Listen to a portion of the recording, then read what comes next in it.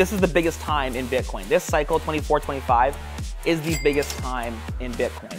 And it could break the cycle that we've seen, which is big bull and then crash bear, 70% down and then 500% up. This is kind of like the wave of how things go. And it could break that. Maybe there is no drawback after this. Maybe it's just up forever from now on, because we've got sovereign nations deciding that it's an asset that they want to hold. I think the next 6 to 8 months are going to be just absolutely categorically insane. There's going to be history books written about it. Yeah, it's the best asset in the world. And we've got, finally, at least half of the government is figuring that out. And it's going to be interesting to see what happens. Bing bong. I am live here in Nashville, Tennessee with the man, the myth, the legend, Adam O'Brien of GetBase, Bitcoin Well. But there's a lot of stuff going on here right now in Nashville. Specifically, we have Trump, RFK. There was rumblings of Kamala Harris coming in. You've been in Bitcoin for quite some time now. So is this cycle different, Adam? Well, start it off the bat, man. Way, way, way different. And it's funny, like, it doesn't feel like the price is tracking, but it feels like Bitcoin, like I've been saying this for a long time, Bitcoin is so much more than price. And I think finally the politicians and kind of Gen Pop normies are waking up to the fact that Bitcoin is so much more than just price. It's a freedom asset. It's a tool that cannot be censored. It allows you to lock your value in a freedom protocol and propel it into the future for generations to come. It feels kind of like the whole pendulum is swinging, and that pendulum, like the leader of it is Bitcoin as an asset and as a protocol. And yeah, man, it feels way different. Even just like comparing this, because the last big kind of pre-blow off top conference was 2021 in Miami. And that was all insane. It was massive, but it was all like Ethereum Max and other tokens, and it was just a bunch of garbage. And from what I can tell and from what I can see, this one feels a lot. There's still going to be some of that. I think I saw who did we see? DJT Jr. Shilling Mega Coin or something like that. There's going to be some trash, obviously. But the focus is Bitcoin. It's Bitcoin on the Bitcoin protocol and on the Bitcoin blockchain and in self-custody. And dude, it's feeling different for sure. Yeah, so I mean, you brought up price, right? We're sitting here, I don't know, mid-60s or something at the time of this recording. So maybe it blew off the top by the time we dropped this. I don't know. Yeah. But it seems like there's more indicators that you're lining out here that are outside of price. Usually the way I say to orange pill people is let's be honest here, everybody cares about price. Maybe that 100K is going to be a barrier.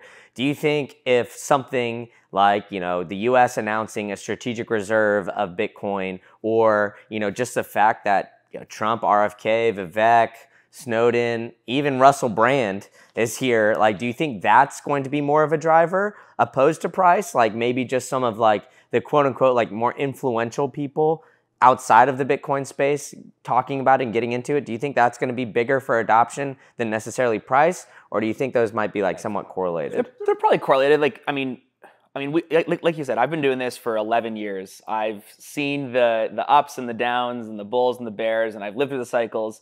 It doesn't actually matter what's, Bitcoin's going to follow its own cycle. But from my perspective, it doesn't matter what kind of marketing my business can do or any individual Bitcoin business can do. Number go up is what drives eyeballs. And I think we're going to have the reverse, where we're not going to have eyeballs driving number go up, which really is what makes this cycle so much different. And so I think it is what you're saying. The influential people that are coming in, just the fact that Trump has been differentiating between Bitcoin and crypto, talking about Bitcoin and self-custody, that's getting the normal people thinking, what is happening? Why are they, what does he mean when he says that? And they're forcing down the education rabbit hole. They're getting the Bitcoin, the orange pill, the hook is in, and we're just reeling them in right now. Are they going to smash buy on $100, on $1,000? And is that cumulative kind of buying power going to lead? And then it becomes just that spiral. And that's how it always happens, right? Is the reason Bitcoin is so volatile is because it's finite. And we've never had a truly finite asset in a free market. And you can't turn it off. Look at GameStop, just buy gets turned off. Well, if you only have one option to do, what are you going to do, right? And Bitcoin trades 24/7. So yeah, man, I think people around the world are watching our presidential like the presidential race is going to be about Bitcoin. Bitcoiners are single issue voters.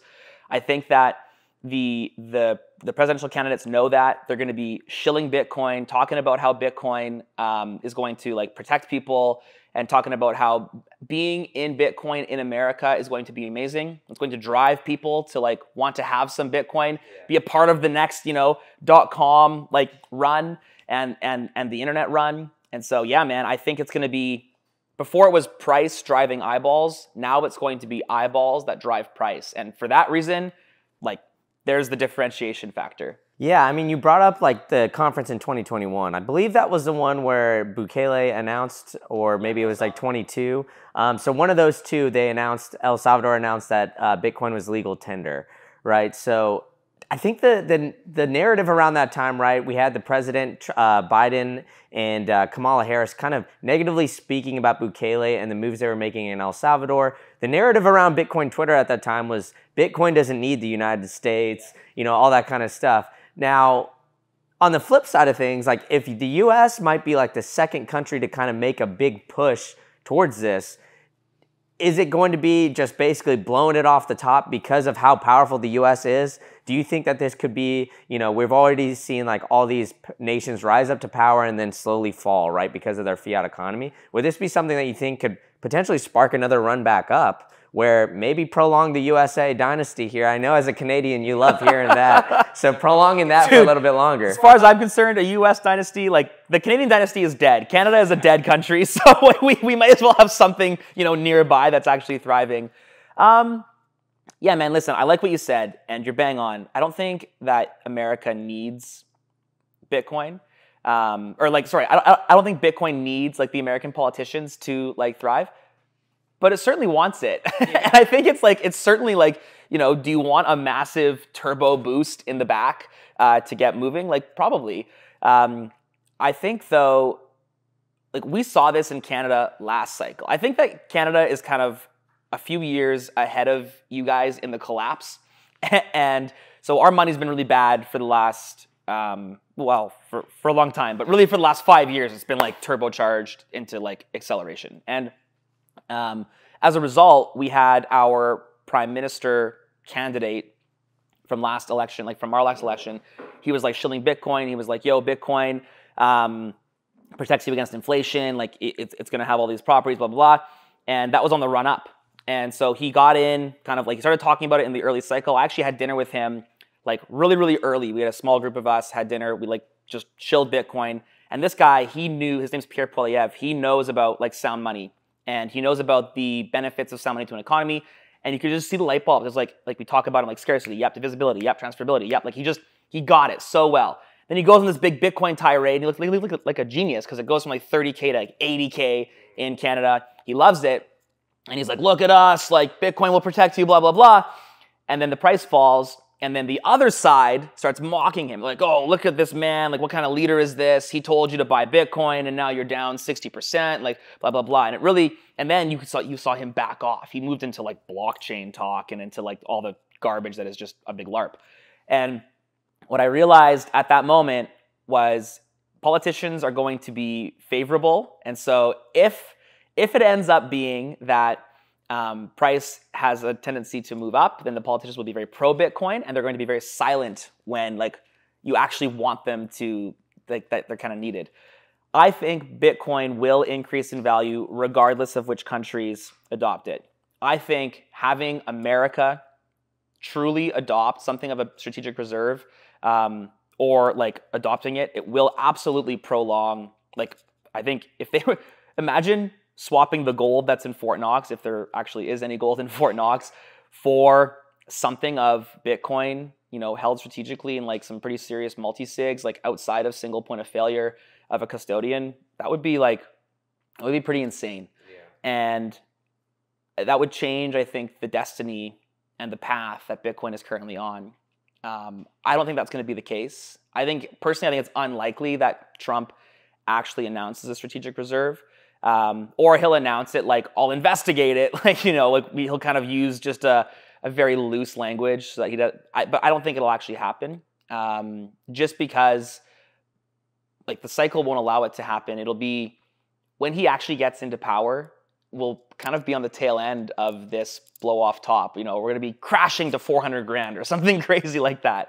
And so, yeah, man, hard to say. But I think that at the end of the day, Bitcoin doesn't need politics, but it certainly wants the politicians to be its supporters, because that's what brings in newcomers and brings in adoption. Yeah, it'll be interesting to see, right? We're recording this on Thursday. Trump speaks on Saturday. Cynthia Lummis has already come out and kind of said that there might be a bill that's being written up. Dennis Porter has also been reporting it too. So, I mean, there's a lot of rumblings, right? I mean, that's the rumor circulating here.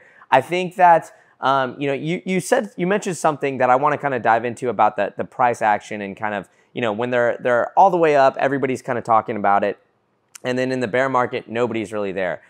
Now, I don't fault the politicians too much for that, because I think that's like just human nature.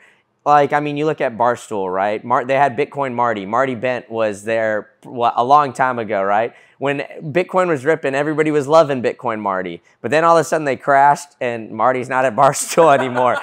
So like, I mean, it's not just the politicians, but unfortunately, that's kind of how, like, I think everybody gets into it, and I think it's the amount of touch points. So I think, we've had obviously the 11 spot Bitcoin ETFs get announced here in the U.S. as well.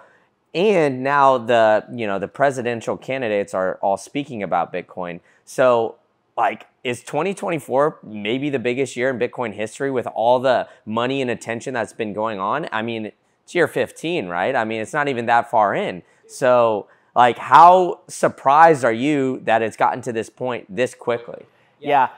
I think quickly before that, what you're talking about is like all the high time preference businesses do not talk about Bitcoin when it's not favorable to talk about Bitcoin in the high time preference. And that's politicians. It's like, media. It's, like Barstool is pretty like high time preference media, I would say. You're not really learning much. It's like very much dopamine, like just hit me with the dopamine. And so that's, I think, the biggest differentiator versus like, sound Bitcoin media is going to talk about Bitcoin forever because it's, going to be important forever. I think, though, every single cycle seems to have a catalyst behind it. Even like way back from day one, Bitcoin hit parity with the dollar. Why? Because Silk Road started accepting Bitcoin to like buy drugs and all the illegal things.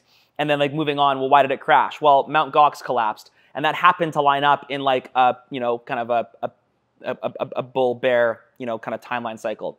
And then what was next in 2017? We had like the ICO craze that happened, and Ethereum's out, and you can kind of tokenize virtually anything you want. And there's all these scams that are going on, and Bitcoin and crypto are still kind of like coupled up at that time. And then in 21, you've got the NFT craze that's going on. Same thing, Bitcoin and crypto are still like linked, but kind of fracturing at that point, and that's what drove that cycle into like the big blow off. And then now you've got 2024, Bitcoin and crypto are very much like decoupled. I think that Bitcoin is showing itself to be the clear, number one asset in the world. There is no second best, and off we go. And this time it's like the political leaders that are like, oh, I better investigate this thing. And I think the reason this hasn't really happened with any other asset in our modern time is just because there's never been a truly decentralized, like there's nothing to attack with Bitcoin. You are not able to look, there's no skeletons. Like for the first time in history, we have an asset with no leader, with skeletons in the closet. Everyone's got skeletons in the closet. This is why politicians are always like, we're numb to the skeletons at this point. But Bitcoin has no skeletons, and so you can't really attack it. You aren't able to logically come in and say Bitcoin doesn't work because. You can talk about the volatility. You can talk. You can kind of like you can gaslight some like it boils the oceans and all this FUD that exists. But if you actually spend time looking at it, you just can't disprove that Bitcoin will absolutely be an asset that has the ability to protect humanity like everywhere. There's 8 billion humans that can have a better life because of Bitcoin. And when you've got that level of asset, like the politicians eventually just have to look. And because it's a protocol and not a centralized entity or individual, it's never going to go away. And so I think that for that reason, this cycle is going to decouple. 2024 will, without a question, be the biggest. This is the biggest time in Bitcoin. This cycle, 24, 25, is the biggest time in Bitcoin. And it could break the cycle that we've seen, which is big bull and then crash bear, 70% down, and then 500% up. This is kind of like, the wave of how things go. And it could break that. Maybe there is no drawback after this. Maybe it's just up forever from now on, because we've got sovereign nations deciding that it's an asset that they want to hold. It just, from my perspective, it feels so early. And I think about how early we still are when we walk around and we're talking about like X-pubs and stuff, and people are like, what's that? And it's like, wow, yeah, we're very early. Like, get a wallet. It's like, I've got Coinbase. It's like, well, that's not a wallet. That's a trading platform that holds your coins. Like, what about your wallet? Well, I have Coinbase. It's like, wow, we're still so early, and somehow still feels like it's so advanced. And so it's a weird spot for my brain to be in right now. But I do think it's like, dude, this year, and I think the next 6 to 8 months are going to be just absolutely categorically insane. There's going to be history books written about it. It's the best asset in the world, and we've got finally at least half of the government is figuring that out, and it's going to be interesting to see what happens.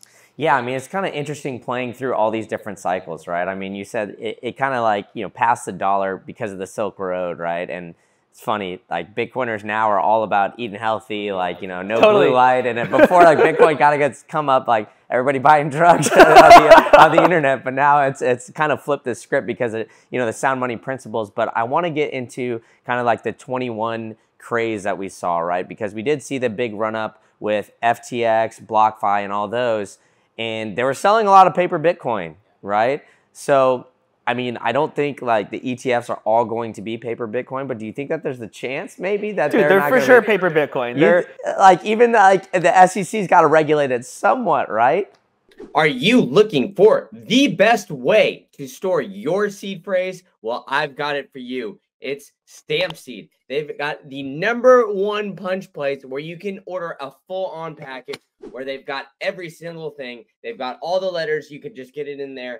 And they've got this sick hammer, which they've engineered to make it so easy for you to punch in that titanium steel plate and store your seed phrase in the most secure way possible. So go ahead and get your Bitcoin off of these exchanges and use promo code Green Candle for 15% off. They're helping power the show. They've got the Bitcoin logo. You can punch it into your seed phrase as well. If you could see it here, they've got a lot of cool stuff. And now I'm helping empower you to get your Bitcoin off an exchange utilizing Stampseed and storing your seed phrase in the most secure way possible. Now get to it. All right, back to the show. The SEC does have to regulate it. And if you trust the SEC, then you should believe that it is well regulated. I, for one, do not trust the SEC. The SEC denies that they forced Robinhood to turn off the buy button on GameStop.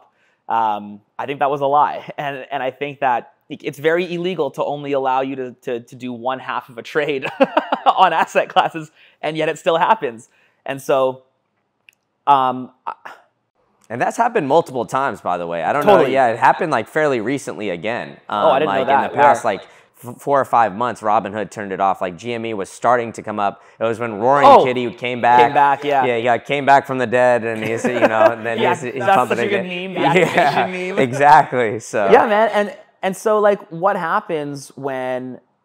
I think the most likely scenario of where the Bitcoin or the paper Bitcoin starts to come out through these ETFs is when Bitcoin pumps on when Friday at 6 p.m. Bitcoin starts pumping for no reason other than Bitcoin pumps all the time, and it's a long weekend. Let's say it's like September long weekend, and it's like Friday at 6 p.m.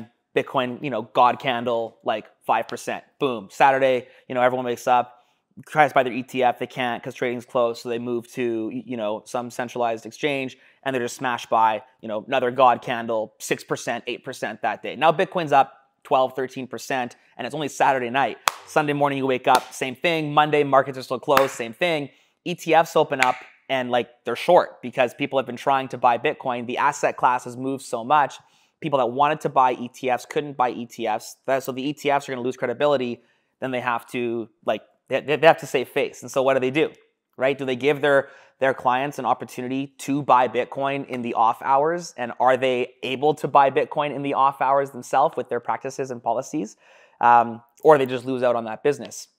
And so I think there's reasons for ETFs to adopt a paper Bitcoin strategy. Most of them, are high time preference and greed focused. I don't think that we should or can trust the creators of the ETFs or the centralization behind the ETFs.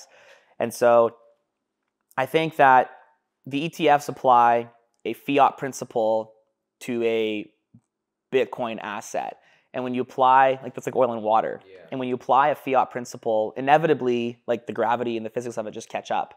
And so, yeah, man, I don't know if they're all paper. They're probably not paper right now.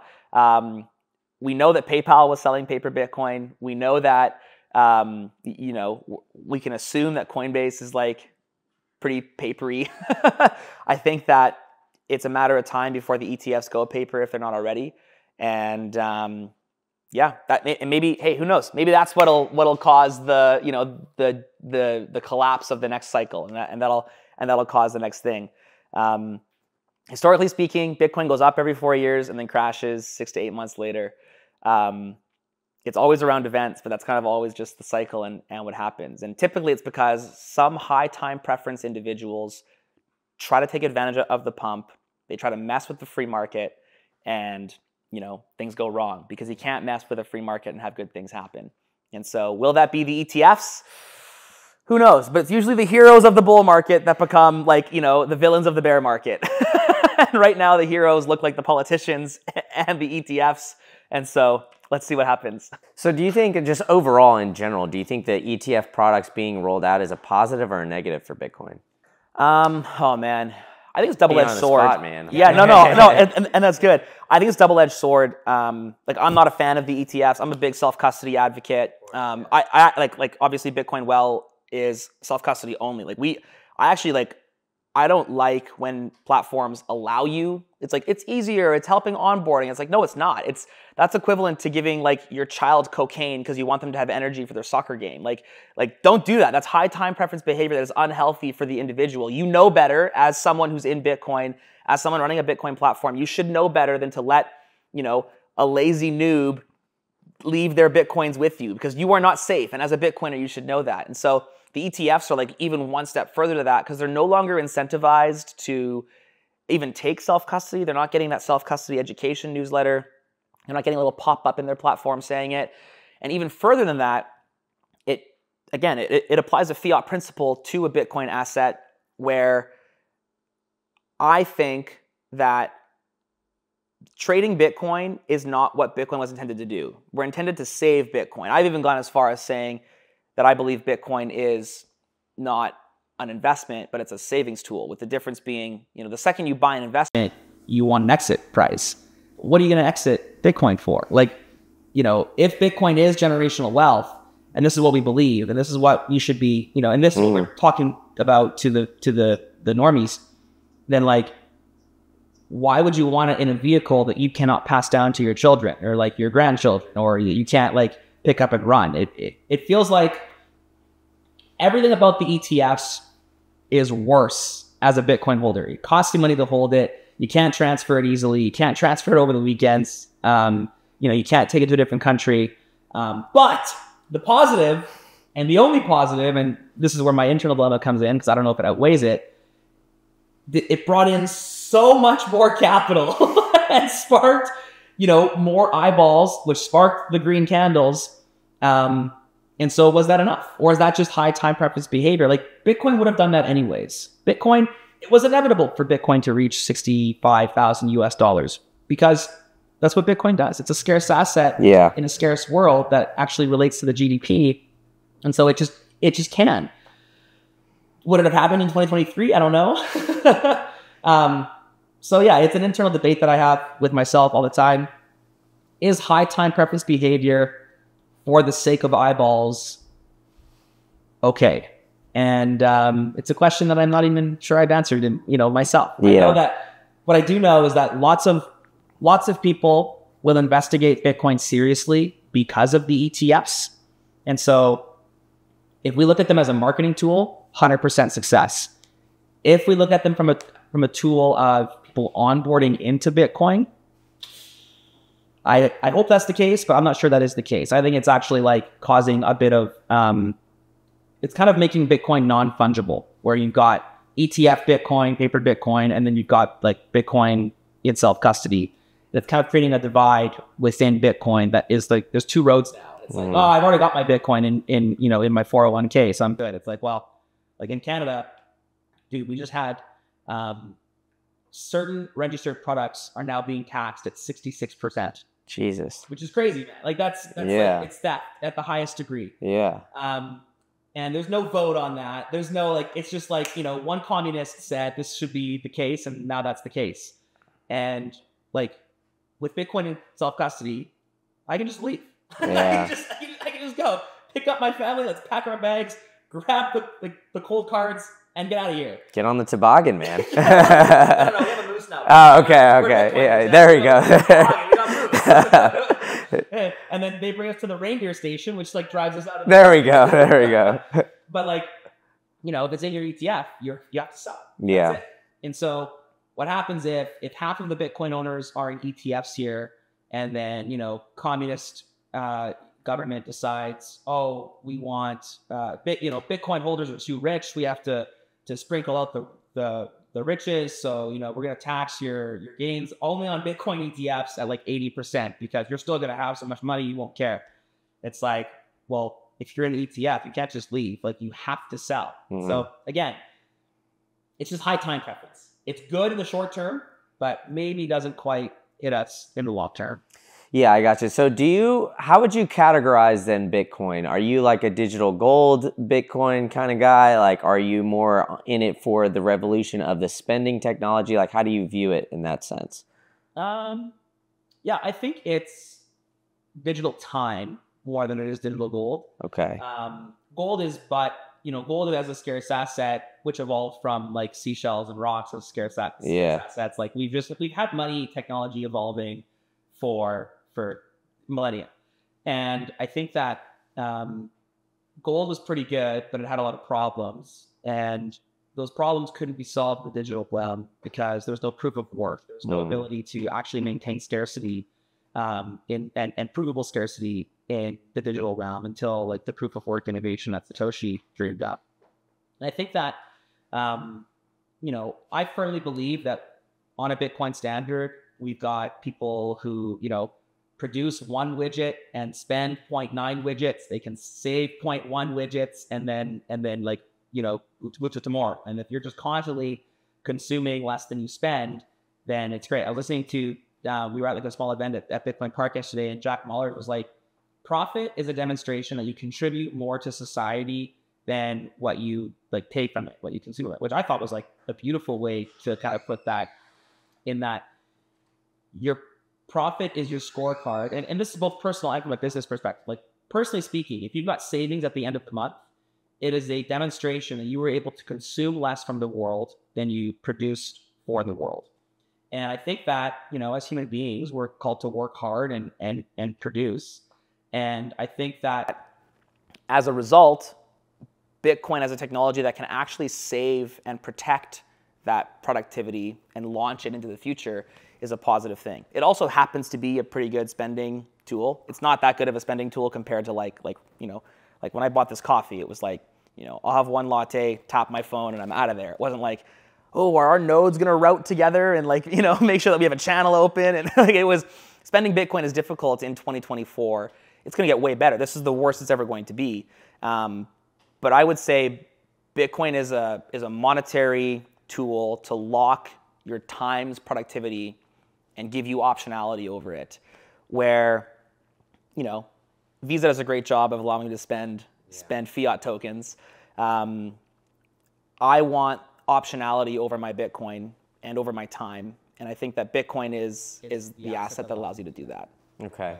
Yeah, the reason I asked that question is because, we were talking about the ETFs a little bit before that. And what I think is interesting of kind of like, the Bitcoin ETFs and the gold ETFs, how I see kind of like a commonality there is that, a bunch of money got dumped into the the Bitcoin ETFs and a bunch of money got dumped into the gold ETFs, obviously it was exponentially quicker how much, or exponentially more how much money was getting dumped into the Bitcoin ETFs.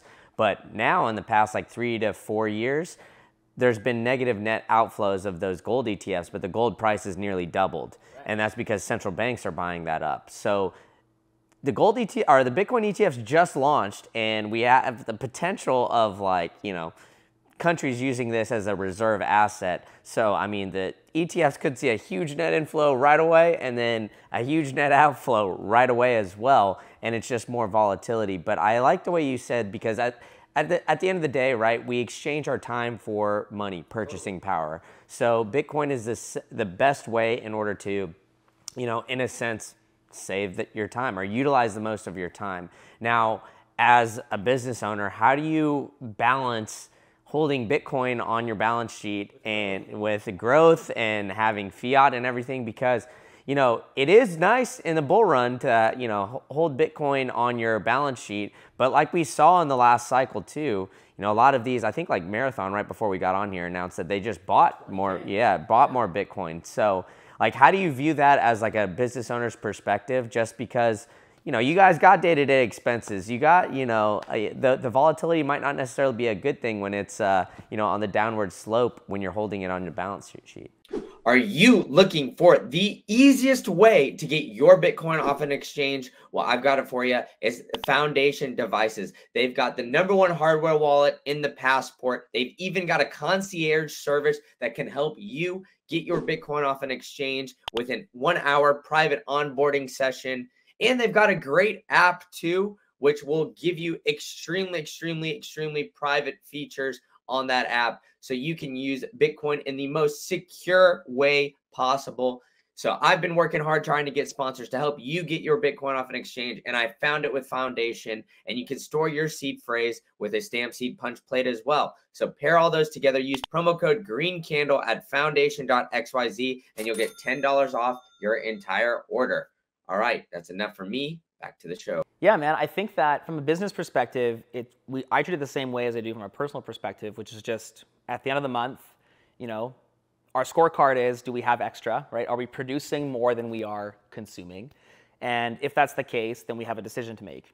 The first decision is, do we have anything that we need to do to maintain the production machine?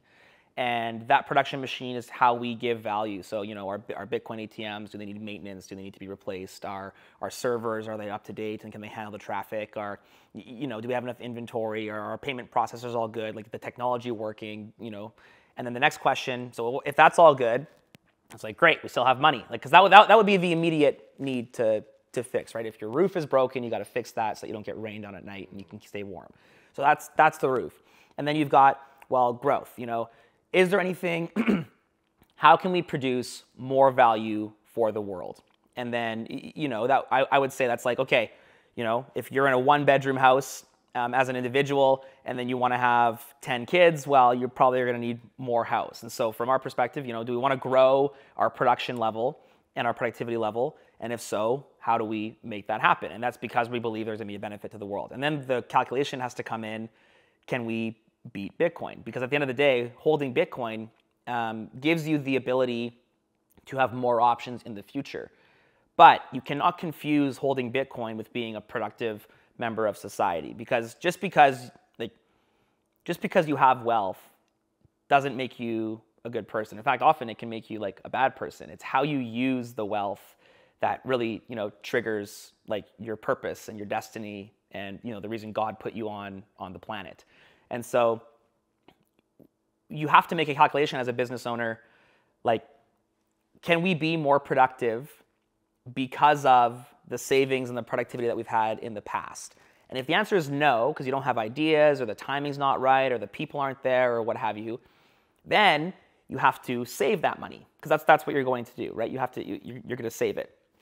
And the savings is just an automatic Bitcoin spend. It's an automatic smash buy on Bitcoin, because where else can your money be actually saved? You're not gonna save it in the bank and lose 8 to 12% on inflation year over year. You're not gonna buy like inventory that may or may not be in style, like in 12 months, And so you have to hold it in something so that when you are ready to become more productive or have more production, then you buy Bitcoin.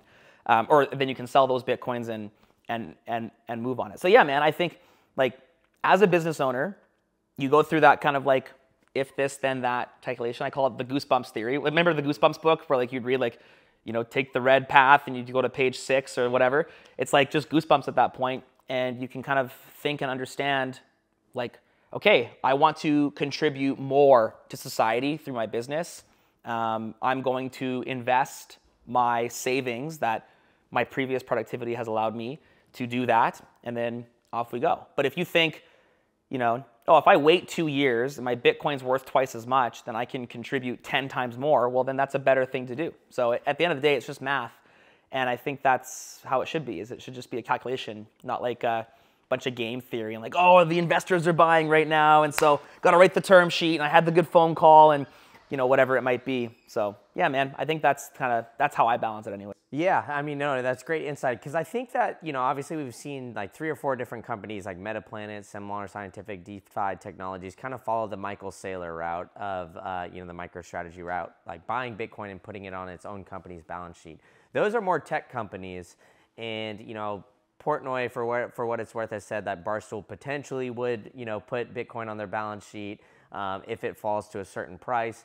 So, I mean, there's companies talking about it. I initially thought before we had Trump announcing that he was going to speak at this conference that was going to be the next driver, is more institutions, more companies holding Bitcoin on the balance sheet. Now, I still think that's there's a chance, but from what I can tell, it's mostly just from like Bitcoin related companies. Now, do you think that that's going to start like almost like a virus, right? Like kind of infecting all these other businesses, seeing like how good these Bitcoin companies are doing, how good that these Bitcoin companies that put Bitcoin on their balance sheet, their stock shoots up like 60 or 70% in a day. So, you know, what's another lifeblood or a little injection to, you know, kind of help a company out? We'll put Bitcoin on the balance sheet. It'll get clicks and it'll help in the short-term time preference. It'll let them learn, and then potentially they'll become, you know, the diamond hand hodlers. So do you think that that's kind of like a new wave that's coming along as well, as more businesses popping up and putting Bitcoin on the balance sheet? Without question, man. I think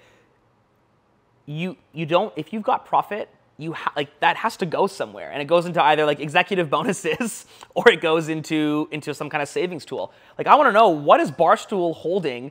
Like, because what did Dave say? He's going to buy like $30 million of Bitcoin if it drops to, like, where is that $30 million right now? If it's sitting in cash, he's literally losing purchase. He's like, well, Bitcoin's too expensive, so it's like, holding the dollar is one of the riskiest things you could possibly do in today's day and age, because they're printing money into oblivion. Well, let me stop you. I don't even think it's a risk. It's just like you're just flat out losing money. You're just flat out losing purchasing power. It's a guarantee at this point, right? I mean, you're guaranteed to lose money if you hold the dollar. Yeah. So I want to know, like, what are these businesses using? And this is where the infinite money glitches come in. When the money is so bad, and there's no real savings tools on earth that are accessible to like a small business or even like, you know, a private enterprise like what Barstool would be, they don't have the ability. Like, what do? They just have to throw money and gamble and hope that growth happens as a result. And so what Bitcoin on the balance sheet, what that's going to do for society is allow businesses to actually make profit and be rewarded in 5 years for that profit. Right now, it is better to be a not profitable pre-revenue business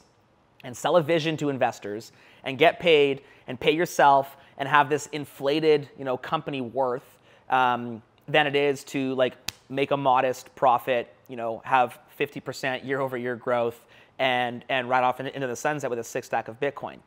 But because the tides are shifting and more businesses are realizing, hey, if I make a profit, if I can turn a 12 to 15% profit on my business and I can buy Bitcoin with that 15% profit, and the investors are going to reward me, and time is going to reward me. I'm no longer, you know, having to like flail my arms in the wind trying to find out the next thing that'll allow me to grow. Then that's a win. But when the money is so bad, our businesses are not incentivized to make money, right? Like imagine, you know, if we paid everybody in like, you know, apples, and the apples went rotten in 4 days, like who would want to make apples? Who would want to have excess apples in their fridge if they're all rotten in 4 days? And that's the money right now. The money is rotten, and it rots very, very fast. And so as a society, or like as a monetary policy, we've disincentivized businesses from making profits, which has created these like incredibly outlined incentive structure, which is why the world is just crumbling before our eyes. And so having Bitcoin on the balance sheet, that's a massive trigger. And it, again, it's just legitimacy, right? Saylor was an alt-right wingnut until he was right. And now he's right. And then there's Metaplanet, Marathon. Fold yesterday announced their IPO. They're going to have 1,000 Bitcoin on the balance sheet. There are Bitcoin companies who'd expect that. But we're seeing more and more and more people like Michael Dell coming out and saying, oh yeah, we're like interested in Bitcoin, blah, blah, blah. I think we're going to continue to see this trend of the visionaries and the smart people. How do I get my business to turn a profit? And then what percentage of those profits do we need to maintain the machine? And then where do I put the rest? And more and more and more and more, Bitcoin just becomes the obvious answer to put the rest. Because I want to know where Barstool's money is, that he's not buying Bitcoin. Like what could you, he's like, well, I could earn it. It's just greedy. Like it's like, we're still trapped in this fiat mindset of, the number has to come down because there's a cap. Like the only reason you don't want to buy Bitcoin today is because you think there's a cap to Bitcoin and you need to get like more percentage on that upside cap. But with infinite upside, because there's like infinite downside on the dollar, it doesn't really matter where you enter. It just means you have to hold it for longer. And like that, I've been doing this for so long that like my brain is just already wired. Like I've just wired it that way now. And it takes so long. And it's such a backwards way of thinking. But there is truly no cap to Bitcoin. And if Captain Dave, as he is this week, when he figures that out, he's going to feel pretty dumb for not buying Bitcoin at 65K because it's like the obvious asset. Yeah, well, I mean, like you're saying, right? There's just like, there's no cap to Bitcoin. But the reasoning is, the volatility, the reasoning is not because of Bitcoin, right? We know how much Bitcoin is going to be mined every single day. It's all written in the code, right? 21 million, there's not going to be any change in that. The real volatility is just the underlying asset that we're pricing it in, which is the dollar, the CAD, whatever it is, the loony, the toonie, whatever you guys want to say, man. The moose shickle, whatever it is. Exactly, dude. Exactly. So, I mean, I think that that's going to become more commonplace, and that's going to be like kind of another driver that's coming into this cycle as well. Because, I mean, just businesses, like you said, they've kind of all followed the Amazon model. That was like the first and biggest successful company to kind of come in and just get a bunch of investor money. And then, after a while, they found AWS, which was kind of coincidentally just their cash cow. Their original sale business was not necessarily that profitable. The only reason that, they ended up innovating and becoming such a successful company is because they filled the need of their own company down the road. So, I think we're kind of an interesting spot of like the overall market as well, where, we have Bitcoin that has been ripping with high interest rates, with kind of a sketchy economy as well. So, when we're talking about all this hopium and all this bullishness, I'm a little skeptical too because of how, we've had a high interest rate environment. The consumer has kind of remained resilient. They're still spending, but credit card debt is getting close to an all-time high, and personal savings is getting it close to an all-time low. So does that worry you in a sense where, we could see Bitcoin kind of in a bull run in potentially a recession, and that might be the first time we're seeing that? Are you looking for the best way to orange pill your friends and family? Well, I've got a way for you that's got a little bit of a nostalgia factor. I've got Bitcoin trading cards. They've got the Genesis pack. I've got an open pack right here, sitting here, where you can hand out a bunch of these cards with some great, great artwork. We've got tyranny. We've got fear, uncertainty, and doubt right here, the FUD card. So we've got a lot of great things to teach you a bunch of lessons about Bitcoin in the current space. And they've even got some cool things of cool people even doing some stuff in the Bitcoin space. I've got the Bitcoin racing card here, even signed by my boy, Chris Primetime McKenzie. So you can get all of that at btc-tc.com. Use promo code GreenCandle. You can get 10% off your entire order to orange pill your friends and family and collect some cool artwork of people that are doing some awesome stuff in the Bitcoin space and help spread that orange pill around the globe. All right, enough from me. Back to the show. Dude, that'd be super weird. I mean, yesterday, and it looks like Bitcoin kind of maybe is falling a bit today, but I think the S&P had the worst day yesterday since December 22. So like the worst day in 18 months. And Bitcoin was like pretty flat and steady. And I think what that shows is that Bitcoin is transitioning from, like, before it was a criminal asset, and then it was a risk asset, and now we're heading it into being like a safe asset, and it's going to be looked at and treated like, you know, real estate or gold or you know, what T-bills once were. And I think that the ultimate end game for that is just more people coming into Bitcoin for the opportunity to protect their savings. And that's what is going to help this decoupling from, you know, Bitcoin just following the S&P at this point. And which is like, it's even crazy to me that a 15-year-old decentralized asset can follow the S&P. Like, there's that much attention. Like, this didn't happen 6 years ago. It wasn't following the S&P 6 years ago. It was like, you know, some guy who happens to be called Satoshi Nakamoto makes the news and Bitcoin pumps, and then some exchange, you know, collapses and Bitcoin like crumbles. Like, it was so tiny and central, and now it's following, like, you know, a massive, like, the largest financial market in the world.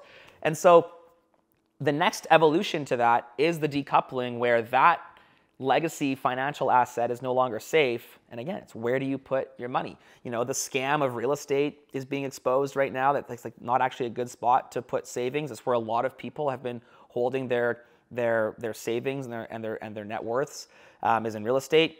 I think that we could see a decoupling from, or like a removal of wealth from real estate. Housing prices actually get priced appropriately.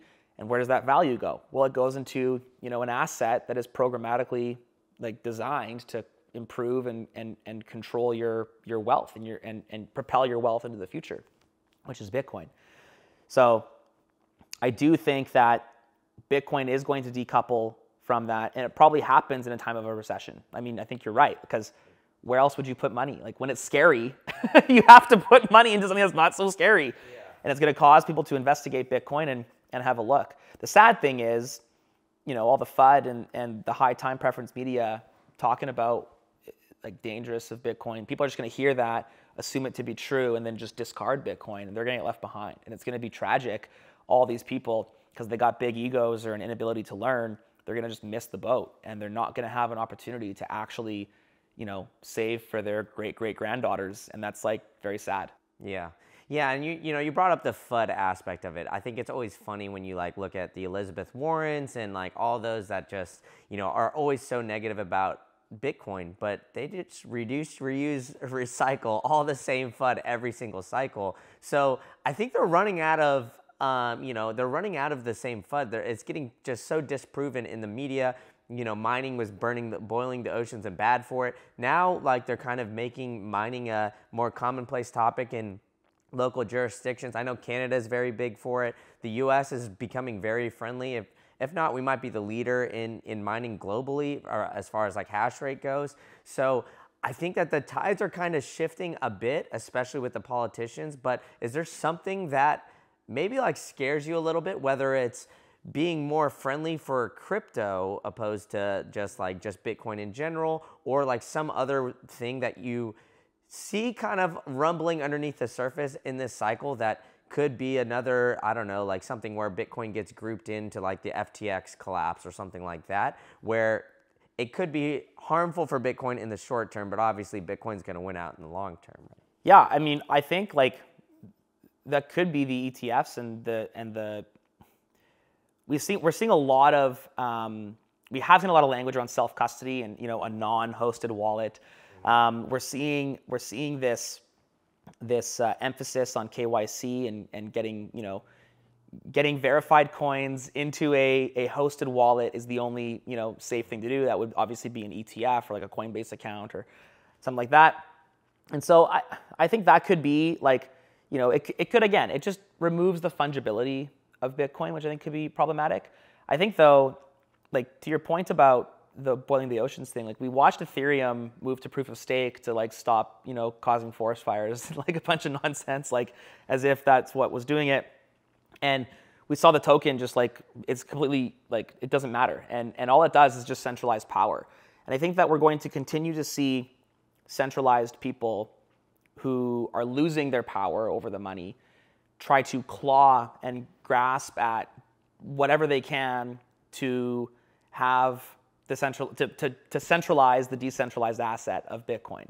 And I think that there's probably going to be more outlandish claims that happen. Like we just went through a time when, you needed to get a vaccine that didn't prevent transmission to save grandma. Like the logic is just like completely gone.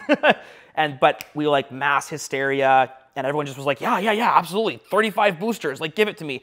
Heart problems, no problems. Like I'm good. I'm saving the world. Like we just ran there so fast because of the mass hysteria that happened. I don't know what it's going to be, but it's petrifying that we are seeing an actual shift in monetary power. We're seeing money decouple from the state in real time. Like this is going to be historical for like centuries to come. These years, Bitcoin 2024 in Nashville, Trump speaking, talking about Bitcoin on the biggest stage. Like this is going to be historic, and we're going to see the people who currently have the power grasping to try to maintain the power. Ultimately, you're right.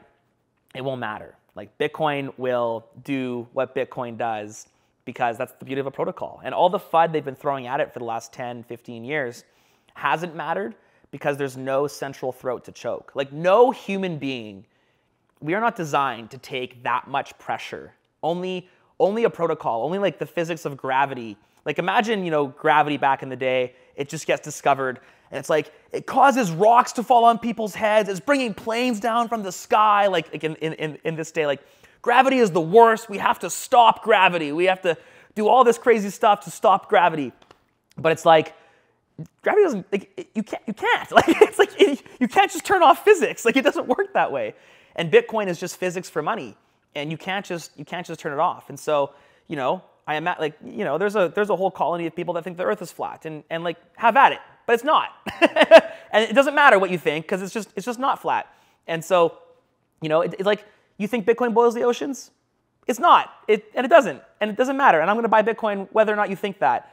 And the more that you think that, the more that you're like tricked into believing that, the less that you look into Bitcoin and the more that you don't understand what Bitcoin is, like it's just going to prevent you and your family from thriving in centuries down the line. And so that's I don't know what it will be, but I know that there will be continue to be more attacks. Bitcoin is ungovernable, and as a result, it makes the centralized authorities like want to govern it way harder. Yeah, I mean 100%. And as Bitcoin prices run up, I think the bears are just going to keep doubling down as far as like Elizabeth Warren, Peter Schiff's a prime example, right? I mean the guy's been in against Bitcoin for God knows how long, and he's like, well, I wish I would have bought in it. It's like, brother, you can still, I don't know. But there is no top. Like that's the thing is when you're locked, and Peter's an interesting example because there's no top to gold either. But like if you at $6,000, he thought he was dumb because he missed it at $600. And at $60,000, he thinks he's dumb because he missed it at $6,000. And at $600,000, he'll think he's dumb because he missed it at 60. Like when do you realize?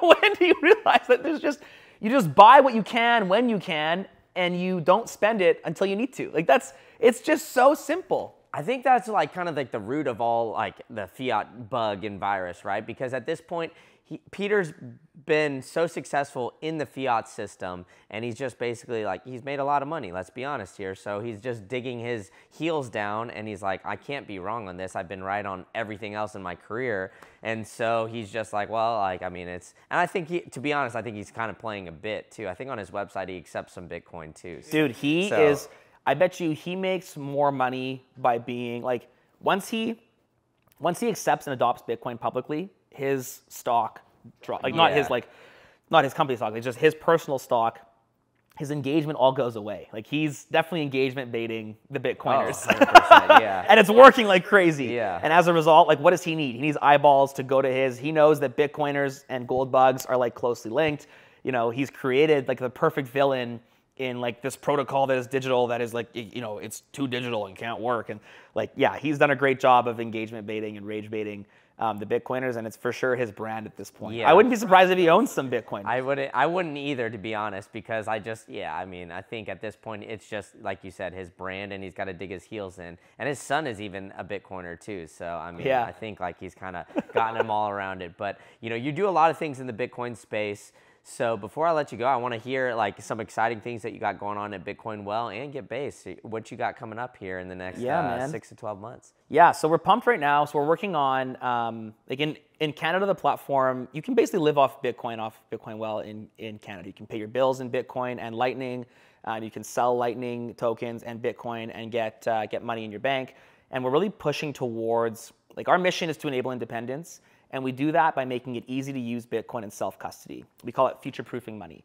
And I want to bring lots of those ethos down into USA and give people a real way to hold Bitcoin in self-custody, but use Bitcoin. So in the next few months, you're going to see gift cards come in. You're going to be able to buy gift cards with Bitcoin and Lightning. And I think that's going to be a good step towards being able, there'll be good discounts to buy stuff. That's not really revolutionary or there. What we're working on, though, on the macro, I want a card linked to some sort of wallet that allows you to spend sats in real time through the TradFi rails. Right now, all the like Bitcoin cards are just pre-sell Bitcoin and spend like on a Visa or whatever, which is just like a prepaid card. Like you can do that. That's kind of not that good. We took the opposite approach where like what I do is I spend on my Amex all month long and I pay that off in one UTXO at the end of the month. To pay off the Amex card, which is a step in the right direction. I'm using someone else's fiat to go, but there's still games that you have to play there, and you still have to. And so the next step is going to be a self-custodial wallet with coins in it, where you can spend those coins like anywhere really. And that's kind of the future. We want Bitcoin. Like Bitcoin Well is not looking to compete with a Coinbase or a crypto asset trading platform. We want to we're going to take down Bank of America. We're going to take down like the Scotia banks. I've got like a personal vendetta. I'm like debanked in Canada. I have no banks. My wife even, she's like debanked. She's like the scary stay-at-home wife that is like unbankable. It's so dumb. And that really highlights, we went through a big thing in Canada last year where the truckers were all protesting and their banks all get closed. And like, there's still, I think, $10 million locked that is like inaccessible to the people. They're not refunding it, but they're also not giving it to the owners or to the people that were. So it's very, very clear to me that people need Bitcoin in self-custody, but it has to be easy because banking money is very easy. It's like tap your phone to go places, text someone to send them money. And so we want to be that next wave of money where you have Bitcoin in self-custody, you have ultimate freedom, you can bolt if things get too weird in your country, but you still have the luxury and the convenience of modern banking. And so that's kind of more on the macro.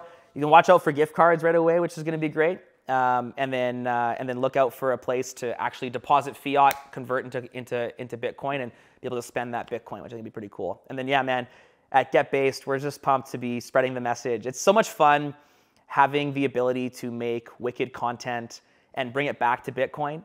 I believe that everything relates to Bitcoin, because Bitcoin is a representation of humanity and a representation of time and how we use our time as humans, and we lock that time in Bitcoin and put it into the future. And so literally everything has to do with Bitcoin in some capacity. And Julian is obviously an incredibly talented filmmaker. I've got a little bit of energy and I like to ramble a little bit, as you can tell. And obviously Isabella is incredibly talented in front of the camera, and she's got a real knack for interviewing, and she's got awesome thoughts that she's able to propel in a way that I can't. And so it's super fun to be able to work with them. And yeah, man, I'm bullish on the future, bro. I'm bullish on my kids. If I do my job right, my kids will never need a bank account. They'll be able to have a Bitcoin Well account. They'll have sats in self-custody, and they'll be able to send those to their great-grandchildren down the line. And at the highest level, that's why I'm here. I just want to make sure that people have the ability to have sats in self-custody and ultimately give them control over their value and their monetary policies, and just be sovereign. So that's the goal. That's what we're driving towards. Awesome stuff, man. Well, yeah, you've been very generous with your time. So why don't you tell people where they can find you? And yeah, man, you can find me on Twitter at @AdamO'Brien_, and at BitcoinWell.com. Yeah, it's the best place to buy Bitcoin in Canada and now the USA. We're live in all 50 states earlier this year. So buy buy Bitcoin, automatic self-custody, and support the Bitcoin platforms that have, you know, actual Bitcoiners running them. There we go. Awesome stuff. Thanks, man. All right. Thank you for tuning in to the latest episode of the State of Bitcoin podcast. If you really enjoyed this one, I've got another one cooking up for you. You can click that right here and you can go to the next episode, which is an absolute banger where you know I'm bringing you only the latest and greatest guests. Or if you're looking for more macro-related content, you could check out my other channel, Macro Insights Pod. I got it linked for you right here. So where I'm bringing you more about stocks, real estate, traditional finance stuff. So go ahead and check that out. And if you enjoyed this podcast, go ahead and hit that like, hit that subscribe button, and tell a friend to tell a friend. All right, enough from me. I'll see you at the next one.